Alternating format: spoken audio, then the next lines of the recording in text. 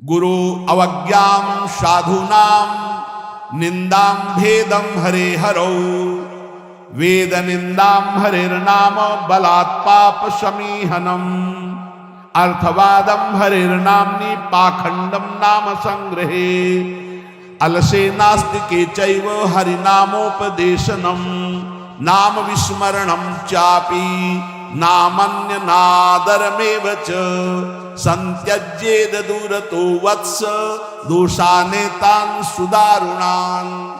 हे वत्स, इन 10 अपराधों से बच गए तो नाम तुम्हें भगवत प्राप्ति करा देगा। अगर ये 10 अपराध हैं तो ये दारुण अपराध नाम का प्रकाश नहीं होने देते। पहला, नामदाता गुरु का अपराध, उनकी अवज्ञा, उनका अनादर। गुरुर अवज्ञा पहला अपराध है। जो नामदाता गुरु की अवज्ञा करता है, चाहे जितना सर के बल खड़े होकर के साधन कर लो, वो मंत्र और नाम सिद्ध ही नहीं हो सकता, क्योंकि मंत्रदाता का अपराध करने वाले के हृदय में कहीं मंत्र प्रकाशित होता है। एक प्रसंग आता है ब्रज के भक्तों में, गुरु मंत्र लिया और गुरु सेवा में कुछ दिन रत रहे तो कुछ ऐसा उनके अंदर भाव है कि एकांत में भजन करें। सब क्या है सेवा, वैसा भजन में।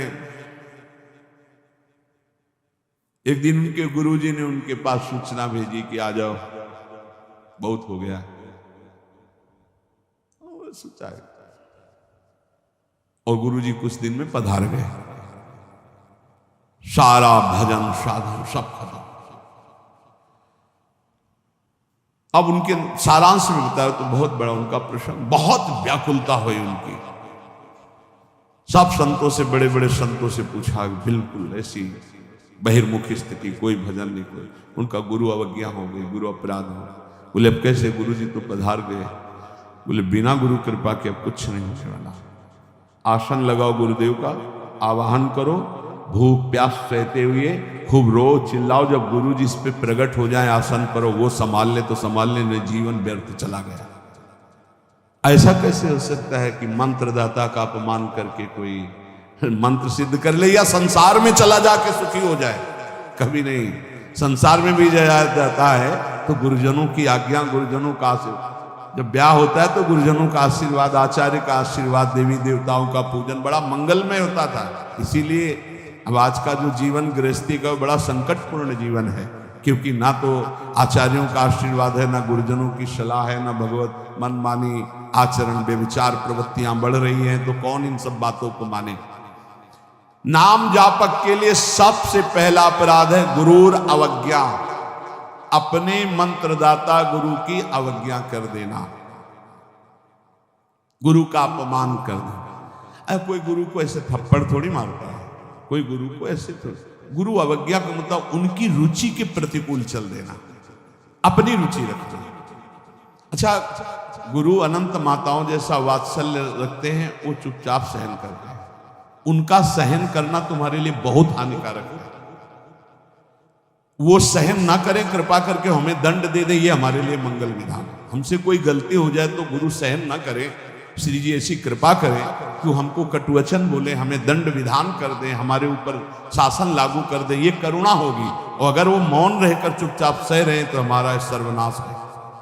कि हम समझ रहे हैं हमारे गुरु जी प्रसन्न हैं और वो अंदर से वो जल रहे हैं इस बात से कि ये भगवत मार्ग के विमुख आचरण कर रहा है और मेरी बात नहीं मान रहा, अब मेरा अधिकार कैसे इस पर लागू हो सकता है, ये तो मान ही नहीं रहा। बस ये अवज्ञा होती। सबसे तेन वचन मानत गुरुद्रोही निस्दिन करत आपनो भायो, तो इत व्यवहार न उत्पन्न, तुम्हारा व्यवहार भी नहीं बच सकता और परमार्थ भी नहीं बन सकता। व्यवहार बच नहीं सकता और परमार्थ बन नहीं सकता। इत व्यवहार न उठ परमार्थ, बीच ही बीच जन्म गमायो।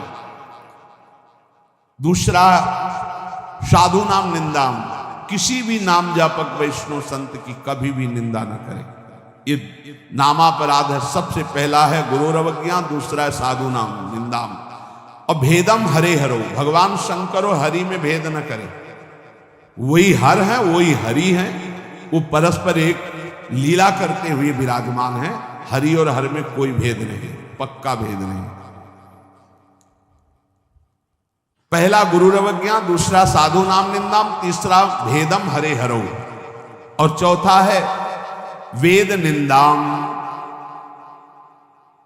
वेद भगवान का वांग्मय स्वरूप है, किसी की रचना नहीं है। भगवान वेद व्यास जी ने वेद का विभाग किया है।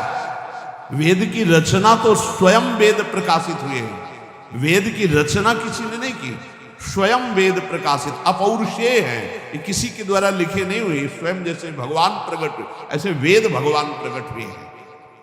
वेद की निंदा करने का अधिकार किसी को नहीं है।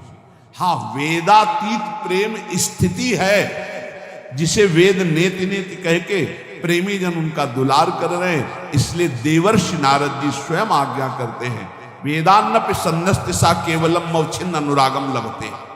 जो वेदातीत स्थिति प्रेम को प्राप्त करना चाहते हैं, वेद का सम्यक रूप से पूर्णता पूर्वक त्याग करते, तिरस्कार पूर्वक नहीं।